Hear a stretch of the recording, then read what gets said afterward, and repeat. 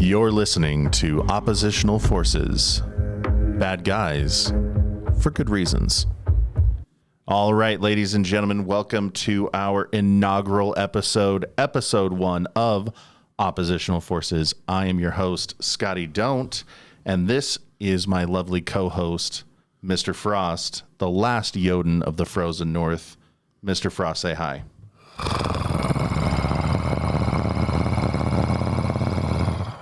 What's up, everybody?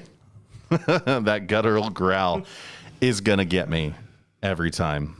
So we are OP4 for short. And the reason that we use that connotation, that identifier, is anyone who's ever been in the military, anybody who's ever been in law enforcement understands that in a training environment, your oppositional force or your OP4 is there to make your day worse. It's to give you the really hard training, because if you've got an A team and a B team, that B team's going to go soft on you. They're not going to give you the same kind of training that the OP4 would, because OP4 is not there to make any friends. Right. I got lots of friends. You know, I don't need to make more when I'm out on the training field. Right. So, Mr. Frost, tell me, where did you come up with the idea? Because this is your baby. Where did you come up with the idea for OP4? So I had the opportunity to do a lot of stuff collaborative with another school and some other training groups that I had gotten involved with, and kind of saw that need of, like, I need somebody who thinks out of the box, just outside of the box, and will throw a loophole, but not make it defeating, but just more, you know, hey, I need a challenge. I need to use the skills that I just learned and be able to function and think outside the box. Not like, okay, here's step 1, this is what they're going to do. Here's step 2, this is what they're going to do.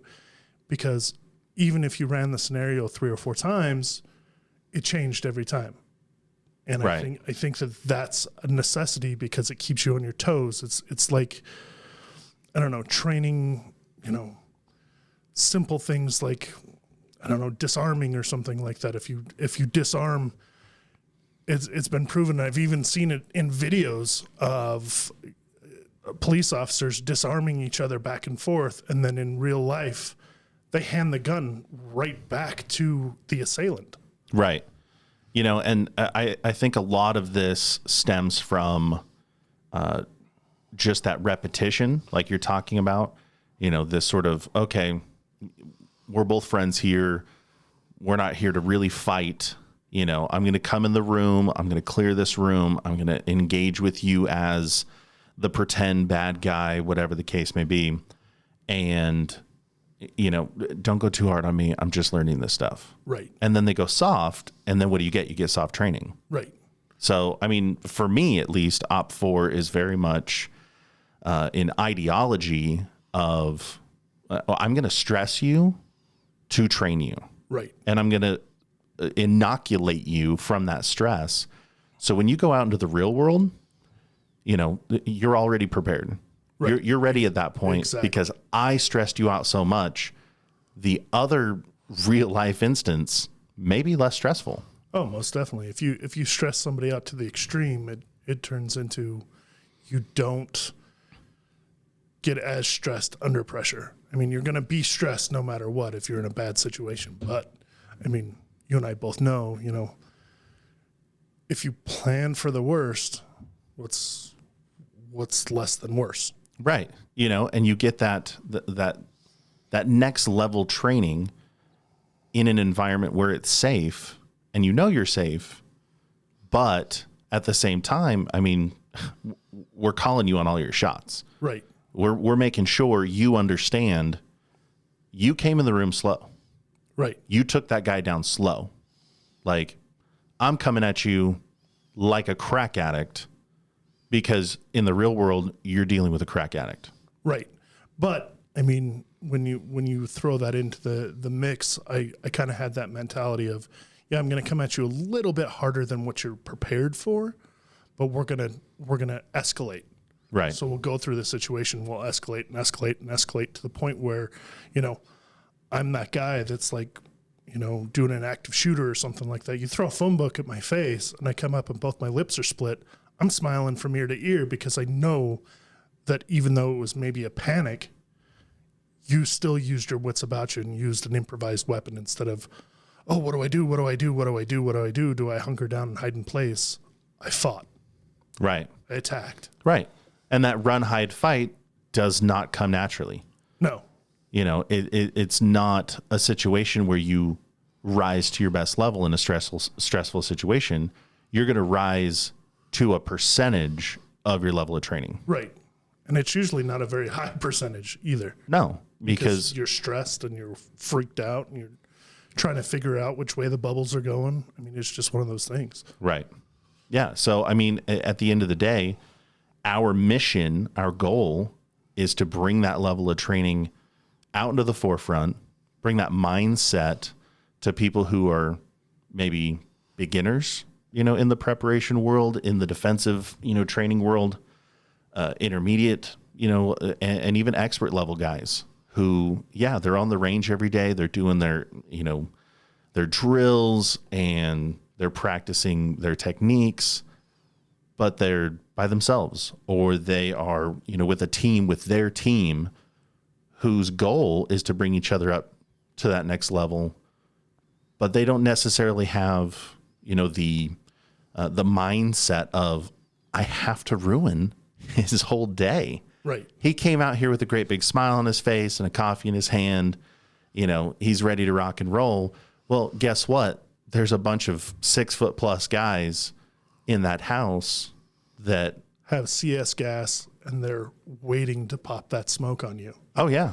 You know, and they're in there giggling because they've already booby trapped the hell out of that class. Exactly. You know, bring your A game because we're bringing ours. Right.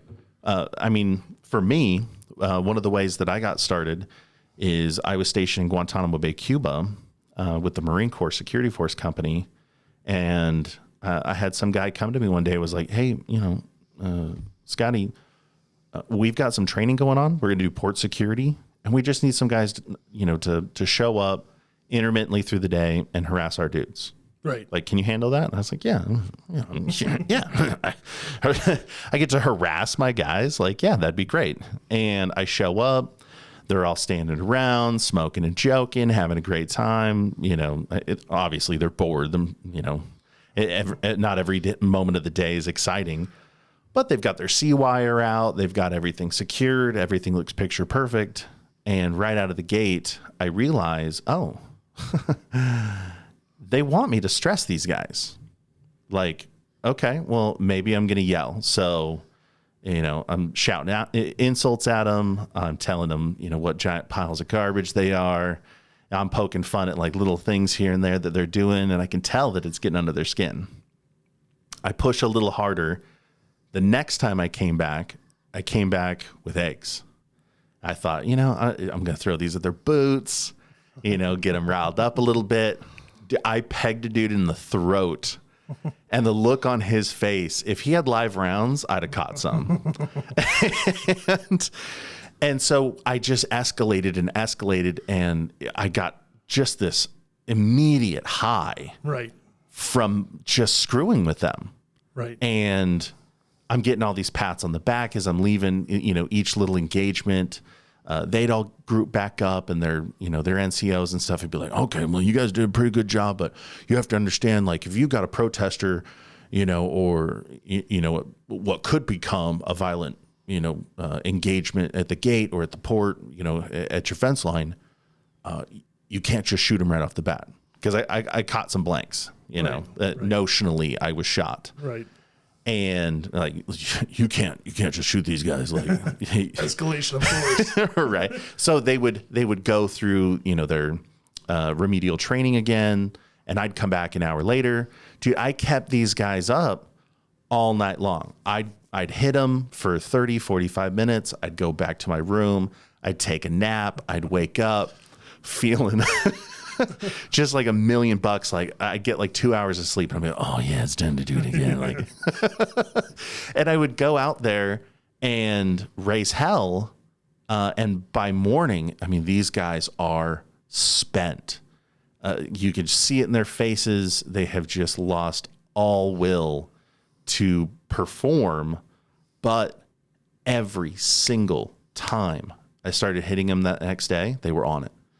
They were on it. Right. You know, and I took one of my smaller Marines and I had thrown him over the sea wire. You know, because it wasn't that high. It was just a 3-stack to the 2 on the bottom and the 1 on top. It could have been more than 5 feet. Right. You know, so I took one of my smaller dudes and I was like, all right, I'm going to give you a boost here. And I throw him over the side and he just starts running. And they are chasing him like a chicken or a greased pig through, you know, their little secured area. And when they tackled him, they busted his lip. Yeah. You know, like you were talking about, take that phone book to the face. Yeah. And afterward, he was smiling from ear to ear. He was like, dude, that was us. I'm like, yeah. It's the best. It's the best. I love that. I love it. Yeah, and it's just good training, you know, right. Because if we were legit, you know, and you shot someone because they threw an egg at you and it hit you wrong and you were upset, that's an international incident. Oh, easily. If you're at a port, I don't care where you are, Spain, India, you know, Japan, wherever your forces may be. It wouldn't even matter if you were in the Horn of Africa. Yeah. I mean, it wouldn't matter. You're in the Straits. it would not matter. No, not at all. You know, and you have to be prepared, you know, for a stressful environment. I mean, we get protesters all the time, you know, all over the world. Right. In front of bases. You know, they show up, they've got their signs and their banners and their chants. And, you know, every now and again, you know, it gets hostile. Right. You know, and they'll throw eggs or rocks or, you know, whatever they can find. Especially in third world countries, for sure. Yeah. You know, they want what they want. Maybe we're not giving it to them. Maybe we were given what they want. We took it away. Whatever the case may be. Right. Policy is not my job. Right. You know, my job is to secure this port entry. And that's it. I have one focus, you know, me and my team, and that's it. So, you know, when it comes to training, to preparation, there's a certain amount of that, you know, that has to challenge them every step of the way so that when they get out there, they're ready. Right. Right. I mean, you know, I've had a lot of experiences when I went to the infantry platoons, because I was with the security forces teams, with the fast teams, and I took some of that training with that, and then there's a whole nother story to that, but I'll add to what you were talking about in the aspect of working with police officers.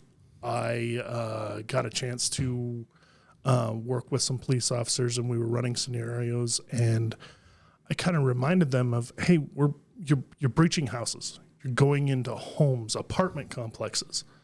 But you think that if you throw a canister of CS or pepper spray or whatever it is, if they're cracked out or, you know, they've had this kind of situation happen to them previously, they're smart. Right. And I said, if I was small enough and I took one of my guys, I could put them in the dryer unit. You can gas that place all day long. Yeah, and the dryer's ventilated. Yeah, the dryer's ventilated. They can breathe. Yep. They can hold their breath so that he's not coughing. He's not. Yeah, it's loud, whatever. Mm-hmm. But wet towel under the bathroom door. Right. Turn the fart fan on in the bathroom. Right. And you're fine. Right. Yeah. And so when they were like, oh, that won't see us, I was like, I promise you. And sure enough, I don't know, I want to say 6 months later, that police department actually had that problem. They couldn't find the assailant in the apartment complex. Was he in the dryer? He was in the dryer. You got to love it. You know, when these things play out, it's not because we're just making this stuff up on the spot. When you and I go in, you know, to a training scenario and we walk into a house and it's like, okay, this is our house. Like, what are we going to do? Like, all right, I want a trip line here. I want, you know, this set up here. Where are you going to be? Oh, I'm going to grab this mattress off the bed. I'm going to stack it up like this. And, I'm throwing them what I would do if I didn't want you in my house. Right. And then there's a whole nother level of like that Dr. Evil. Like how in depth do you want to go with this? Because, when you start dealing with like cracked out people that have been strung out for 10 days, they get creative. Crackheads get creative. And they get paranoid. Yeah, they get super paranoid. So, you start adding things, I'm not going to go into detail of ideas, but at the same time, it's one of those things that it's really deadly with, really simple products that are just sitting around the house. Oh, yeah. I mean, and at the end of the day, what's that phrase? The idle hands are the devil's workshop. Oh, yeah. When you've got nothing else to do and your brain is racing at 1,000 miles an hour, you're going to find more things to do than just scrub your toilet for the 5th time with a toothbrush. Right. Like, oh man, if these guys are going to stack up on my door, I'm going to do this. Oh, they can't interrupt my cook. I got to make sure that this is all set up. And as they're watching an episode of Cops on TV, right, watching them stack on houses and binging, 4 seasons of Breaking Bad. Like, oh yeah, man. Oh. That's a good idea. Maybe I ought to do that. Oh yeah. Let's see what happens if I do that. Oh, if I do this and then if I do this, and then they just get lost in the process. I mean, if you see crackheads working on a car, you know what I mean? Like they'll completely pull apart a functioning car and put it back together. Now, is it back together how it's supposed to be? Yeah. Will it turn over? Yeah. That's questionable. But at the same time, it turns into, they put it all back together and all the parts are there. Maybe it doesn't work anymore, but. Right. Well, and like when I met you, we were doing physical security in northern Utah. Right. And, they were sending, you and I all over the region. Right. They had sent me to, and I won't mention the business, but they had sent me to a large building that had a lot of power needs. So they had a lot of these air conditioning units. Now, it wasn't when I was there. It was I think it was a few weeks prior. Some crackhead scaled to the top of the building, either from the outside. Nobody had any idea how he'd gotten to the roof. Grappling hook and freaking ninja knuckles. Yeah, just the sheer will right. of whatever meth, crack that he was on. He gets to the roof, and this is a 5-6-story building, and he disassembles all night long this giant, like $60,000 air exchange, air conditioning unit. Yes. And so they show up, their machines aren't working right. All the server towers and stuff, everything's starting to overheat. And they're like, oh, I don't know what's going on. Like, what happened? They go up on the roof and he's gone, but their unit is in a million pieces. And they had a guy come out and evaluate, what it would take to, get this thing fixed. And he's like, dude, he spent all night on this and he might have gotten $300 worth of copper, maybe, like, because all the copper was gone. And, this was during the height of like the copper heists. Oh, yeah. Every time you turned around, we were getting called somewhere because somebody had ripped all the copper out and now they were paying for physical security for someone to show up and just make sure nobody came out and chopped all the copper that had just been replaced. Right. Because we were in that huge copper shortage. I think it was like, what was it, 2014? It was like a really big deal. Copper wasn't coming from overseas. It was getting overutilized. The supply chain had kind of, fallen off. Right. And that's one of the first experiences I really had in understanding the mindset of a determined addict. Right. And you have to assume that they're addicts because, who in their right mind is going to spend all night trying, to cut out $100, $200 worth of copper out of a building. Well, you don't have anything before the drywall goes up. You don't have anything to do. I mean, coming from homelessness, like being around some of those guys that are just cracked out because they don't have anything else better to do.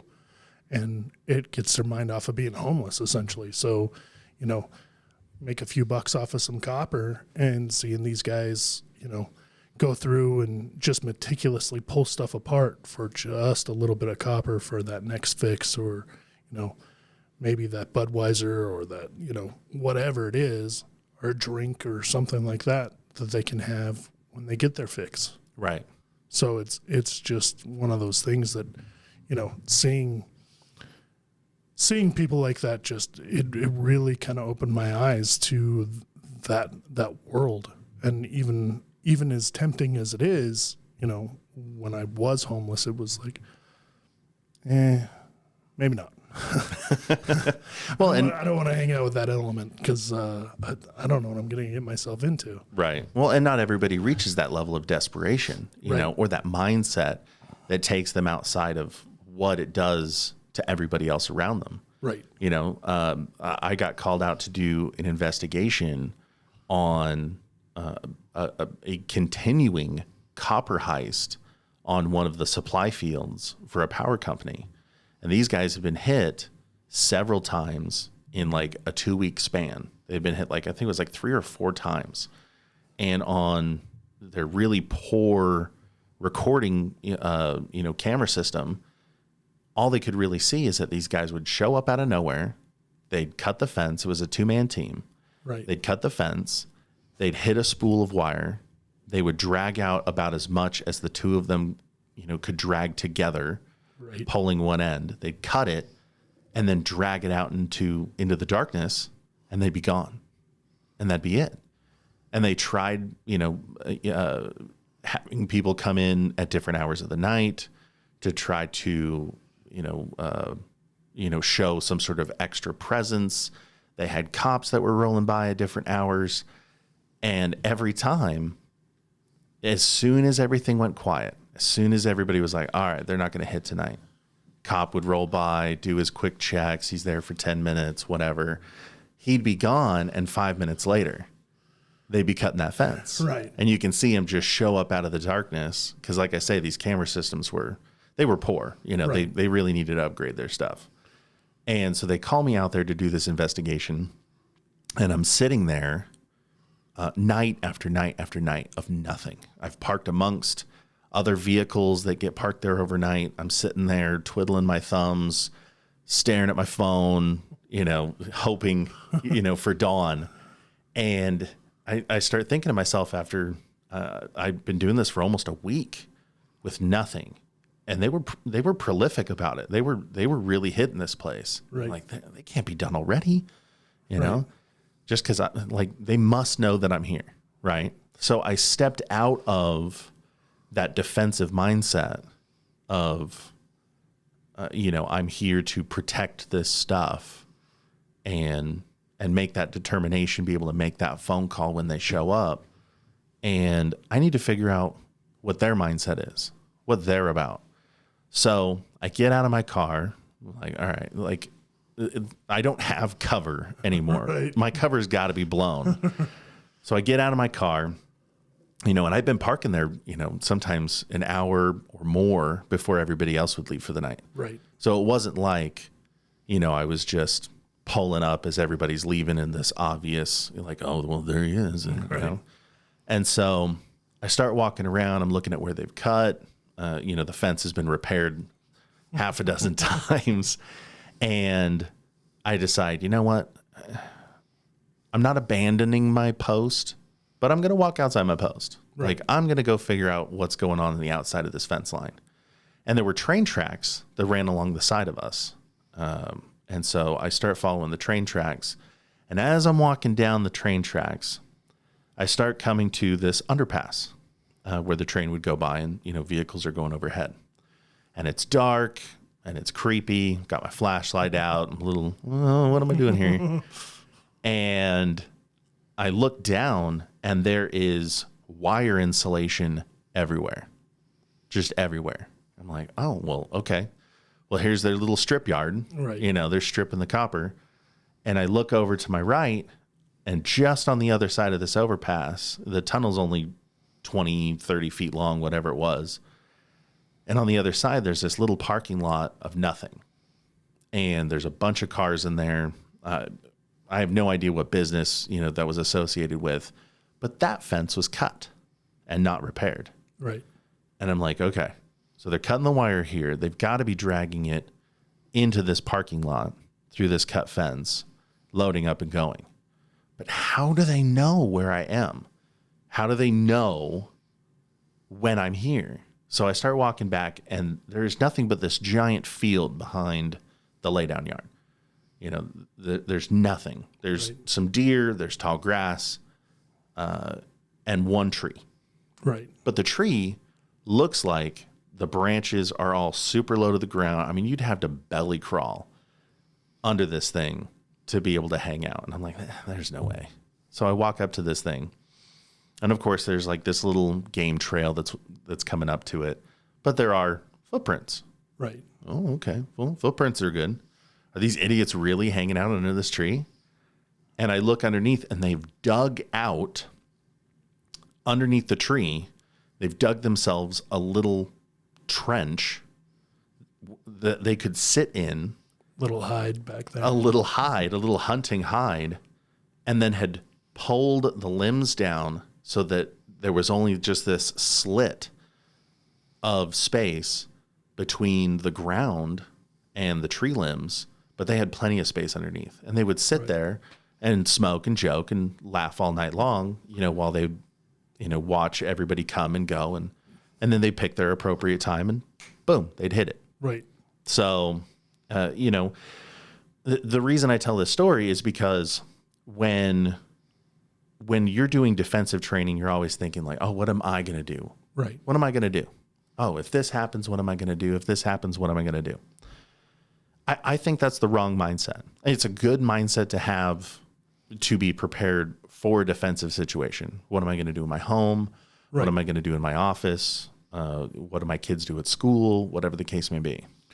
But how do we identify the best way to be defensive if we're not looking forward into what they're thinking? How are they going to try to defeat my defenses? Well, the best defense is the best offense. You know what I mean? Is your best offense. I guess that's kind of how it goes, is it turns into, if you don't look at it in an offensively way of, I'm going to do this, I'm going to do this, I'm going to do this. But if this happens, this is the way I would do it. You know what I mean? Like, this is how I would retaliate to this. So I have to prepare for this. Right. Instead of, oh, well, when they come at me, I'm going to do this and this and this and this and this and this. And that's all you have the mindset of like, well, once they come at me, I'm going to wing it. You know what I mean? And it, there's a company out there called 30 Seconds Out, and they have the saying that says, hope is not a good plan. Right. It's one of those things that you don't, I don't know. You have to prepare. You have to prepare, and thinking outside the box, regardless of what you're doing. I mean, offensively, Mr. excuse me, Mr. Valentine and I, there for a while, just before I moved down to southern Utah, we used to play hide and go seek. And that's a great game. It wasn't like you would think. It was more of one of those things where we knew we were meeting up with each other, and the whole goal was to essentially sneak up on each other. And it was keeping you situationally aware, because we would jab each other in the kidneys really hard in public, in front of everybody, like make you squeal, or even walking, go bang, bang, bang, bang, you're dead. All of these people are dead because you're not paying attention. Right. And it just keeps you in that mindset of, oh, I got to be aware of my surroundings all the time. Right. Because if you were the assailant, how would you come in? And Right. so if you're looking at what the assailant's going to do, now you're able to think about what are you going to do? Right. Now you can be defensive.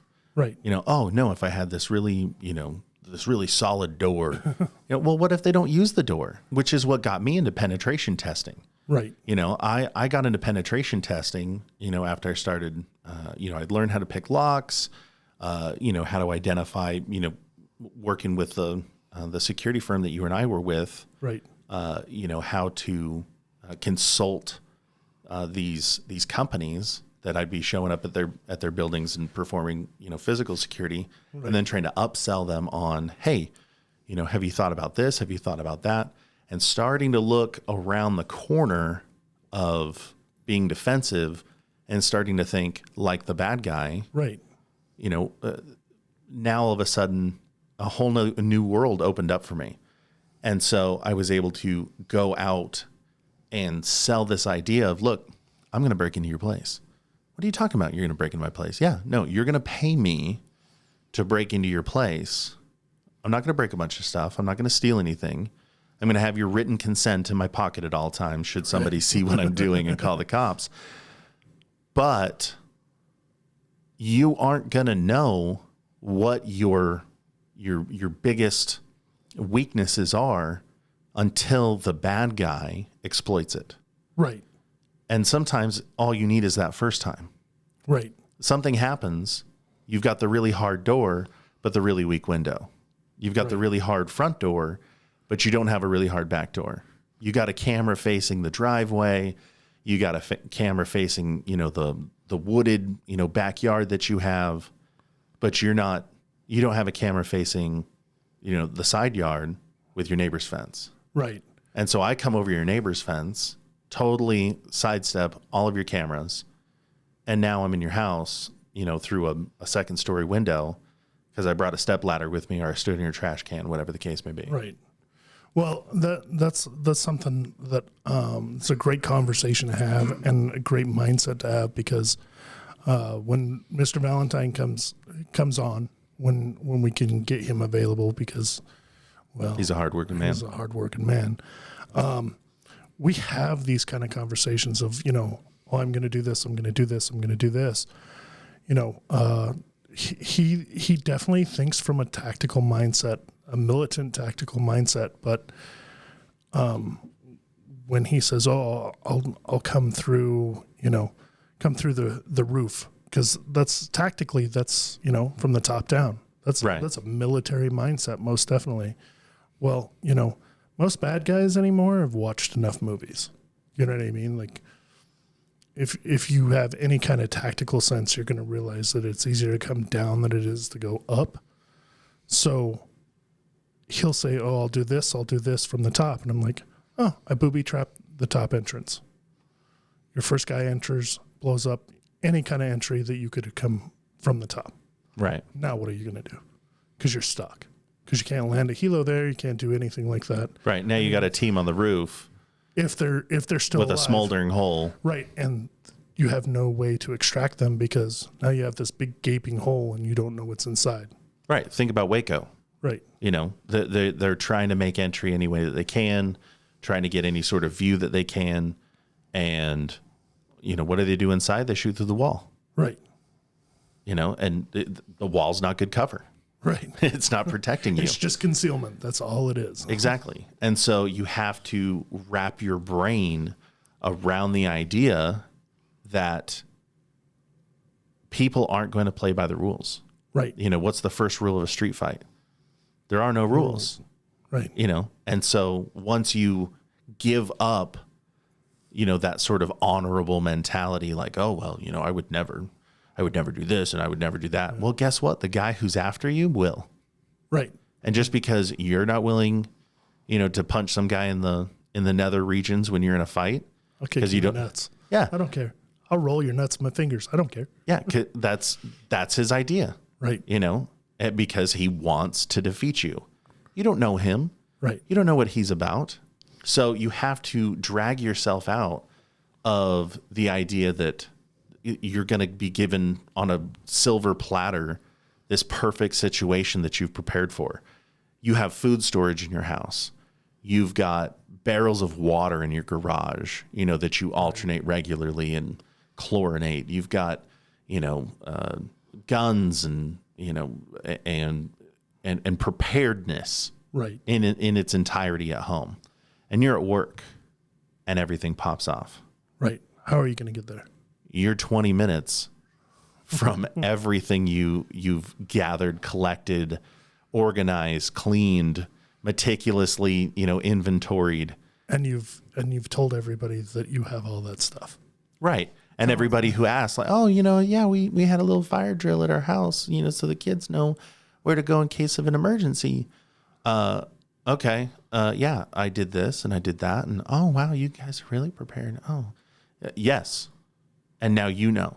Right. Now you know. And now when it's bad and she knows where the food is next door and she's telling her husband, do something, yelling at him, screaming at him. Our children are starving. Right. Your next door neighbor is not going to come knock on your door. He's done knocking. He's done asking. Right. So you have to be prepared for every contingency. You have to be prepared for the idea that you could come home and your beautiful safe haven has been ransacked because all of your neighbors are bugging out of town and they're like, oh man, I didn't get enough guns. Oh shoot, yeah, Mr. Frost has got guns. Right. He doesn't need all of them. He's only got 2 hands. Right. Well, I mean, this was a huge thing for me when I was going to college up in northern Utah, the community college up there, and I would sit in the common area in between classes. Like I'd have an hour or two in between. I'd do some homework, whatever. But I would listen because this was well after I was out of the military, all that stuff. I would listen to these young kids, especially women, you know what I mean? These young girls are talking about, oh, yeah, my roommates are going to they're on their phone, and they're loud as shit. And they're, oh, we're going to have a get together, or blah, blah, blah. Me and the girls are going to hang out at the house and blah, blah, blah, blah, blah. And I'm thinking, you're saying this in a common area? Yeah. Like, oh, and making sure that her friend has the address because let me give you my address because I just moved. Yeah, I'm at Becky's house now. Here's the address. Right. And you're sitting there writing it down like, oh, okay, yeah, right. Becky. Right. Oh, what? Oh, Becky's going to be dressed like, okay, awesome. Right. We're doing this and we're doing this and we're doing this. It's ultimately a situational awareness situation. Let me repeat that. Situational awareness of knowing who's around you and what's going on. Right. And ultimately you're giving everybody the information and not even knowing it. Right. I mean, people like to talk about themselves anyways. And I love that. I love that in the training situation because I love going and sitting with a class and then being the oppositional force. And then they introduce me well into the training. And then they say, oh, by the way, this gentleman, and this gentleman are going to be your oppositional force. Well, I watch everybody's jaws drop like, oh, I gave him my phone number. I told him what my favorite color was and which of my knees are bad. Right. Yeah. Like you've told me all the things that I need to know to hit you hard. Right. And I love that. I love that about people. Now, I like to give a lot of information about myself, but at the same time, it's kind of a bait because I want you to come after me. You're sitting around. You've got that mentality, which we all get. Those of us who have been, in the military or law enforcement, physical security, executive protection, whatever it is. That I wish a mofo would. Right. You've been sitting there for 12 hours, 7 days a week, just staring at the same wall. And you're like, man, I just wish you would. Yeah. Let that guy come through the door. I'm ready. F around and find out. Come on. So, that's what I think we're going to be bringing to the table the most is trying to identify where people right now in whatever level of training you think you're at least in some aspect, you're wrong. You've already underestimated your enemy, whomever that enemy may be, because you're not identifying with the bad guy, which is why, you'll hear in the tag here in the intro, that we're bad guys for good reasons. I mean, that's what goes into penetration testing. That's what goes into the OPT4, training scenarios that we do. That's what goes in, to our our live fire drills, everything. We are bad guys. We're not here to be your best friend. Right. Like I said, I have lots of friends. I don't need another friend out of you. Right. Whatever it is that brought you here today, that's what I'm concerned about. Right. You want to protect your family? You're going to have to protect your family from me today. Right. Because the real bad guy, that's tomorrow. Right. Today, I'm your worst nightmare. Right. And checking your ego. I think that's a huge thing of checking your ego. I've had my ego checked quite a few times by people that I thought were a lot more novice than they were. And they kind of put me in my place and made me step back and realize, hey, I don't have all the answers. I don't have all the training. I'm not the best at everything. And being able to learn from somebody that maybe you think doesn't have the level of skill set that you have, maybe they put a little more preparation in something else that you just overlooked because it's so medial. It's like us really kind of breaking it down Barney style and kind of starting at episode 1 of really kind of talking about preparedness and classes and things like that. Because, you know, with Op4, I was never that type of person that was like, hey, you know, my training class is the only training class you'll ever need. I promote instructors and schools everywhere. Right. Which is what we're going to bring here is drag those instructors from every walk of life. Right. You know, stick their feet to the fire and say, hey, what about this? Right. What about that? Because I want to learn. Right. Because I don't know everything. Right. You know, part of my journey in life, you know, I've been dabbling in stoicism for a couple of years, is recognizing I'm not the most capable man in every room. Right. Who here at this restaurant has been doing jujitsu longer than me? Who here in this room has trained harder than I have on the gun range? Right. Who's prior law enforcement, military? Right. Who's been in action in combat? What level of training have they been in? Right. And I mean, that's a whole different ball of wax. You know, were they supply, or were they scout snipers, or were they, you know, force recon? Were they freaking recon? Were they, you know, rangers, PJs? I mean, I know some dudes that are way bad A that are PJs that I wouldn't even thought they were PJs. Right. Well, it's usually the quiet one in the room. Right. You know, who is the one who's going to be able to put you in your place. Right. And it always is. It always is for me. And I love that. I love that when that little dude comes in. Cause I mean, you know, I'm a big dude. I'm 6'7" on a good day, 6'6" on average, you know, 300 plus pounds. It's one of those things that when I walk into a room, I stick out. But some little scrawny dude sitting in the back, like, yeah, this is a basic handgun class. Yeah, I probably outshoot everybody in here, but I'll always learn something. Having that mindset of, you know, if I do the basics enough, I can do the high-speed, low-drag stuff really easy. And I think a lot of people lose track of that mindset.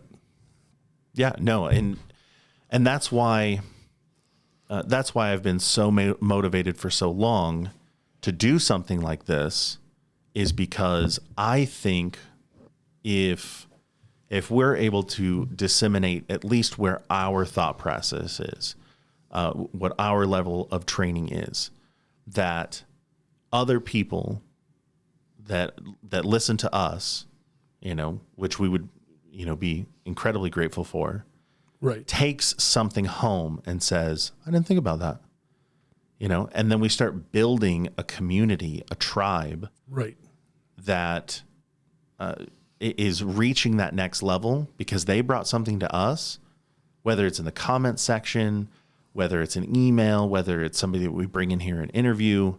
They say, hey, but what about this? And oh man, am I glad that you're here. Right. But it's not a what about this of like, you're stupid. Right. Of I'm trying to prove you wrong. It's right. What about this? What would you do in this situation? Oh, I never really thought about that.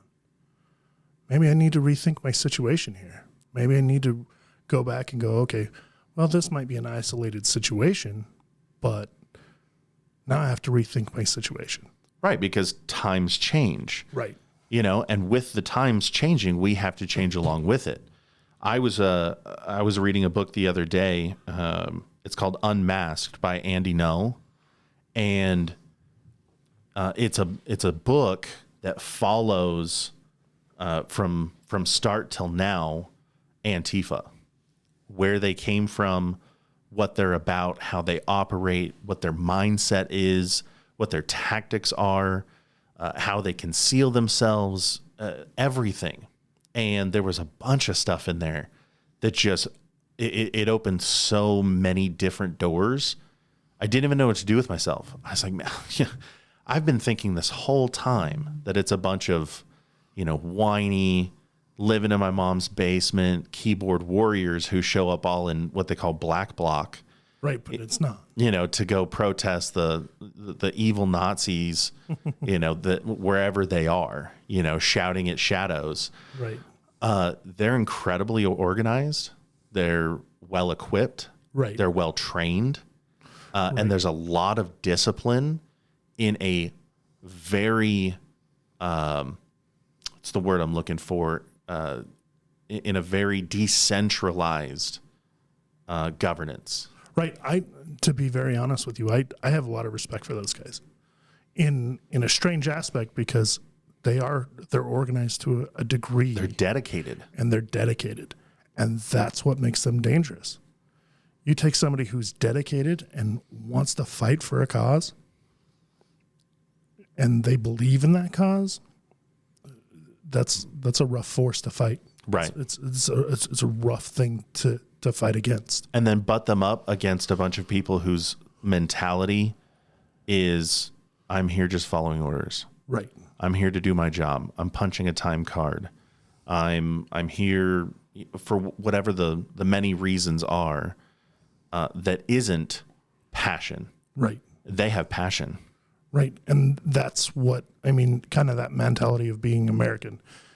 They say we can't be invaded because, the American public has more guns than the military itself and more ammunition. Right. That famous quote from the Japanese admiral, the reason that, they couldn't invade the United States is because behind every blade of grass is a gun. Right. And the passion, even though, as divided as we all are right now, I think that if there was something serious to happen, like 9/11 happened, and how fast everybody just kind of grouped together, I think that if something like that were to happen again, hopefully we would band together. Now, everybody has their own views, everybody has their own politics, and that's fine. I support you for having those views and those politics, because, me joining the military was part of that. I want you to have your own views. I want you to think for yourself. I want you to have whatever. I really, your politics is your politics, just like my politics is my politics. I'm not going to shove mine down your throat. I just ask that you don't shove yours down mine. Right. And everybody is, we make fun of everybody being a special snowflake.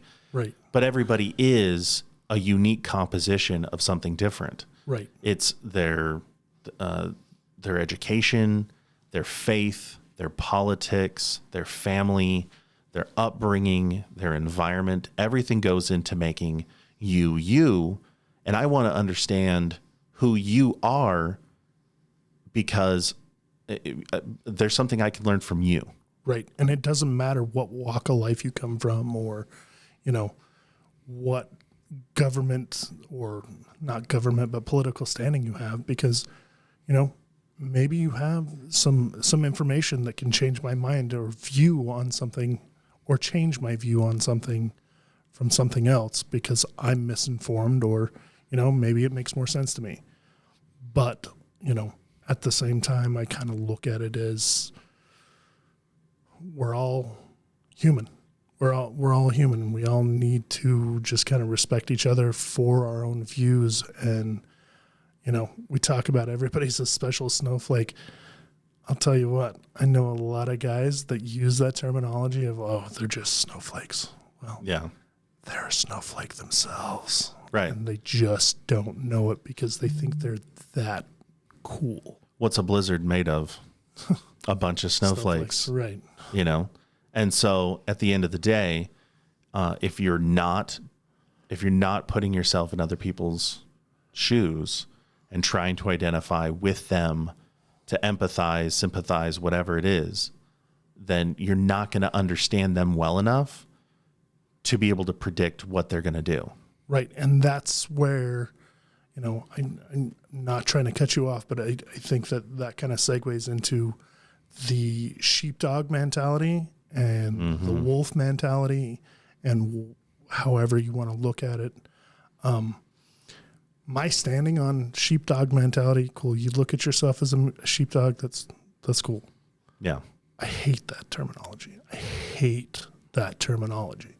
Well, because what does it do? It elevates them to a position that says, I'm here to protect, this flock of sheep. Right.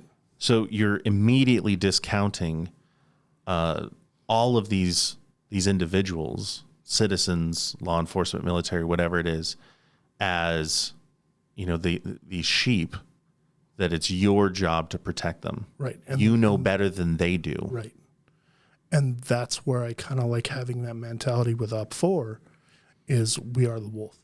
Right. We are the wolf against your sheepdog. You want to put a label on it? Fine. You're a sheepdog. That's cool.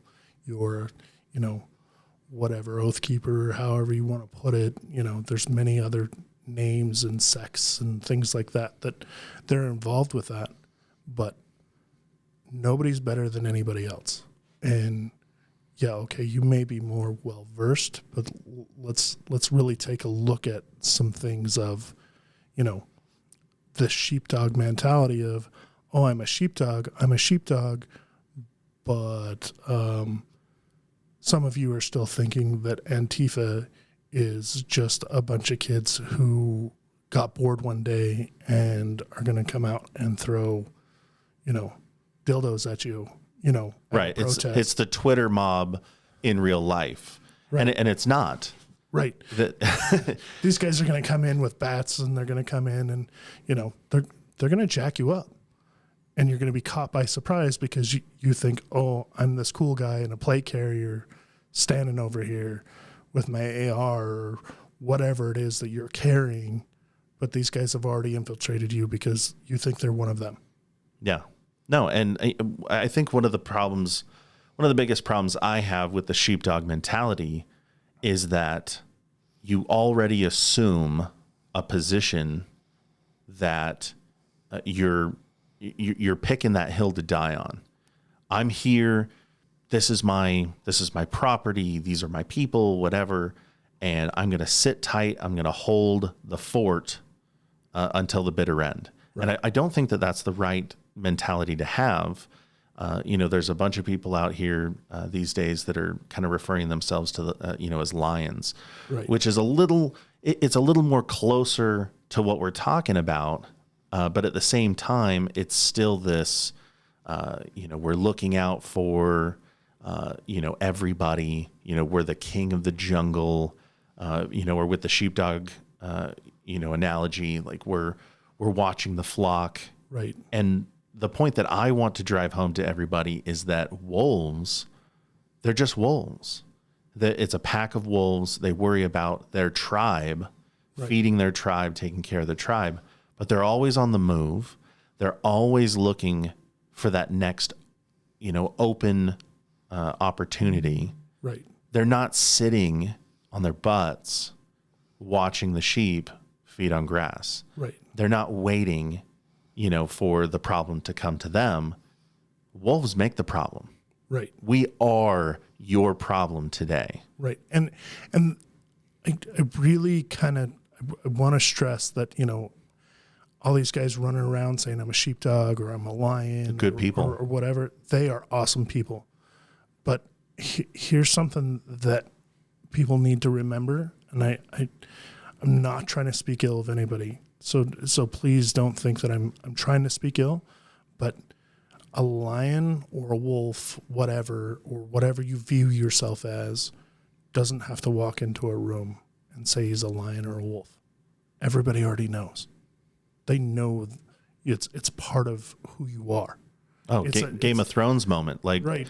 You walk into a room and everybody knows, hey, this guy's kind of got his stuff together. Right. Hey, look at him. You know what I mean? He's automatically drawn to that, that attention of he commands your attention. And if he doesn't, but he still, I think I would like to be at that level, even though I'm such a big guy. I'd like to walk into a room and not be noticed. The gray man. Yeah, kind of that mentality of there's a few people that pick it up because, they just can identify it. Oh, it's the wolves amongst the trees. Right. It's you look at Revolutionary wartime warfare. Your redcoats were walking step in formation, fighting like they're taking like turns toy soldiers on the shooting field at each other. Like you'd set them up, on the floor in your living room as a kid. And meanwhile, the militiamen, the Minutemen, were fighting in the trees like they'd learned to do during the French and Indian War. Right. And so you have to step outside of, okay, well, this is what YouTube, trainers tell me is the best thing to do. This is what the instructor, that shooting class I went to, said is the best thing to do. That's what everybody else is doing. That's what everybody else is training. Now let's put it into practice. Okay, Right. Here is an airsoft gun. Here is a room. Now do that. And I'm going to come at you. Right. And then on top of that, let's add this to, I'm working with somebody different every time. You having that mentality of a training situation is that mentality of, oh, we're going to go in here. We got this. We've gone over and over and over and over. Okay, great. Now, once you go home, are you working with those same people? No. I had a killer team when I went to this course, and we rocked it. We rocked it. But now I'm home. Now it's my buddy from down the street, and I'm not practicing these skills, and I'm not even inviting my buddies from down the street that I know that are interested in this stuff and passing this information on. Right. Which is where tribe comes into play. Right. If you can take what you learn, through training, through these courses, through, your interactions and your networking, you take that home and disseminate it yourself. Right. And that was the big thing when I originally started Up For, was I was willing to teach anybody and everybody. I was willing to do classes for free because I think that this kind of information is so important. I think it's so important. I mean, we have a friend that is in Flagstaff. He and his wife have a training company called Divergence Training. Yeah, Divergence Training. They offer a Stop the Bleed class for $1. $1. Yeah. Because everybody should know it. Yeah, everybody should know it. I haven't taken that course yet. Once I found out that it was legitimately $1, I will drive to Flagstaff when I get a chance, and I'm going to go take that course for $1. They're phenomenal instructors, and I that's a course that I think you should take as much as you can, because I think the information changes enough, and it's just that important. Yeah, I think what I want the listeners at home to most take from today's episode is that from here on out, anything that we're sharing with you, you have a responsibility to share with others. Right. You can't put this all in your back pocket, prepare, and then leave everybody else out in the cold. Right. It's your tribe. And now you're part of our tribe.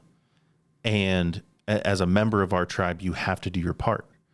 You can't sit on this stuff and pretend that, tomorrow, should everything go awry, that you're going to be the one that steps up and gets it done. You look at any situation in recent years, the Boston bombing, the terrorist attacks in France, these different instances with Antifa and BLM, where things erupt into violent chaos. Even just, the shooting at Walmart in Texas. Right. You might be the one who gets shot first or plowed over with a car, and all that training doesn't mean anything while everybody else that you know and love is standing around you and now suddenly at a loss of what to do. Oh, Scotty, don't. He was our go-to. Right. He was going to tell us what to do.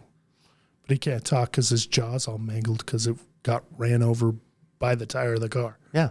I could die tomorrow of a heart attack. I could drop dead of an aneurysm. Right. It can happen to anybody. Right. It's a ticking time bomb you know nothing about until it happens, and then everybody around you has to pick up the pieces. Right. Now imagine that you didn't train your tribe. Right. What are you leaving for them? Or even do your due diligence to train yourself and try and at least introduce people. I mean, it comes down to, I'd really like a lot of people to understand that this isn't just about shooting. This isn't just about guns. This isn't about range time or clearing buildings. Sure, we love that stuff. Yeah, we do that stuff, but that's law enforcement military training. Right. But my point is that, it's not all about the pew-pew all the time. You don't have to have a gun to be dangerous. You have an atomic bomb attached to your shoulders. If you take a minute to educate yourself and help educate people around you, you're a force to be reckoned with. Right. Well, and that is that Dr. Evil mentality. Right. Big shout out to Kevin Reeve with On Point Tactical, who introduced me to the concept of Dr. Evil. Your brain is the most powerful weapon that you can carry. Right. Because if the gun jams, if heaven forbid you walked out the front door without one that day, what else? Right. What do you have? Improvised weapons, knives, keyboards. If you're in an office environment, you know what I mean? I'm looking around where we're at in the studio right now. I mean, granted, it's at the Smash Labs where they break a bunch of stuff. And shout out to the Smash Labs rage rooms in St. George, Utah, where you're in a rage room. Humble beginnings. Right. But I mean, I'm looking around and I'm just looking at like the power strip. I'm looking at the power cords to the soundboard here, or if I had to pull apart this mic stand and the barrel of baseball bats and crowbars to my right. Right. Just simple things. The frame of that dryer or washer, I have things, if I were to be, I've been some places where they think that tying me up with tape is going to be a smart idea in a room like this. Like, there's broken glass in here. I can cut through the tape. Right. You know what I mean? But they don't think about stuff like that because they're all wrapped up in their own excitement and their own adrenaline. But I guess trying to wrap things up here because we're well into an hour now. But I really am excited about this podcast, and I'm really excited to start bringing in guests and introducing our other partner, Mr. Valentine, when we can get him in here or on the phone. He works some crazy hours in his day job. Scotty don't, and I have been afforded to kind of have a little more free time than he does, but we're going to make this work and make things happen. And really, I hope that you guys keep tuning in and listening and get excited and start sending us anything that you want us to go over, or, even potentially if you have information and you want to reach out and be on the podcast, we'd love to have you, even if we just have to call you in.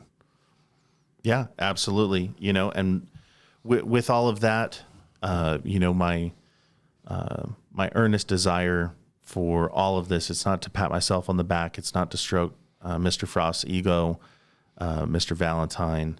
It is, it's a genuine feeling of warmth, care for everybody that's out there, everybody who has a family, who has a tribe, that they care deeply about, and I want to help in some way bring something to you that you didn't have yesterday, to create a new box in your brain that you can draw from later on. That's going to help you. I'm never going to know what it is. I may get an email. We may not, but at the end of the day, you never know the effect that you have on people.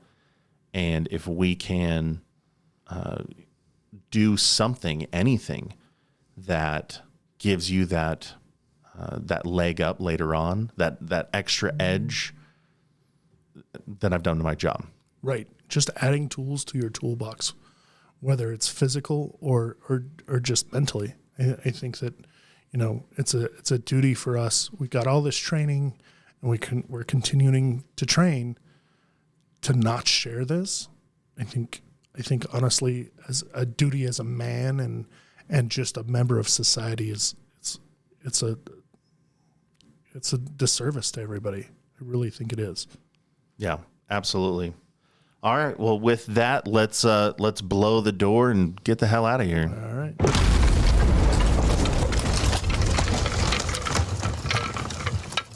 Hey, thanks everybody so much for listening.